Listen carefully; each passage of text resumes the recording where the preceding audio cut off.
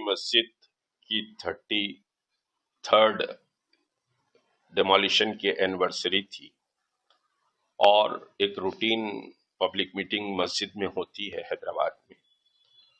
उसमें बहरहाल हमने ये डिसाइड किया कि हैदराबाद तेलंगाना में भी बाबरी मस्जिद की यादगार बनेगी और उस सिलसिले में बहरहाल ग्रेटर हैदराबाद के जुरिडिक्शन में बाबरी मस्जिद यादगार बनेगी और उसके साथ समझिए कि कुछ वेलफेयर के इंस्टीट्यूशंस भी उसमें बनेंगे और इस सिलसिले में हम बहुत जल्द डिक्लेयर करेंगे कि कैसे कैसे ये रहेगा और कब तक समझिए कि हम इसका फाउंडेशन स्टोन रखेंगे।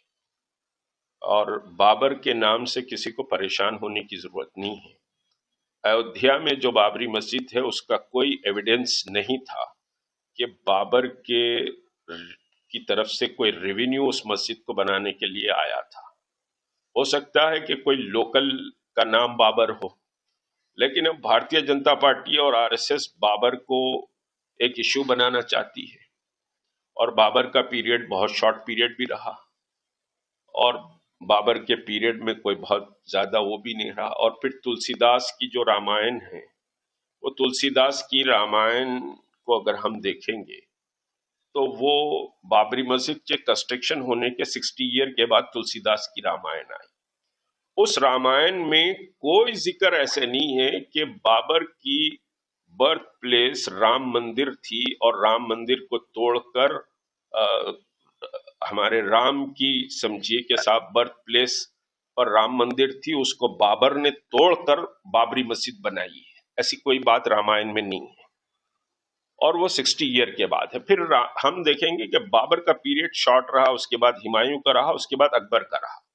अकबर के महल में तो पूजा पाठ होती थी, जोधाबाई अकबर के महल में थी, वहां पर पूजा होती थी, अर्चना होती थी, हवन होते थे, सारी चीजें होती थी।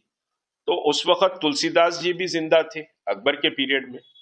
तुलसीदास जी अकबर को बोल सकते थे, मान सिंह उस वक्त चीफ ऑफ आर्मी था, बोल सकते थे कि भाई ये समझिए कि रामचंद्र जी के पैदा होने की जगह को तोड़कर मंदिर बनाया गया है।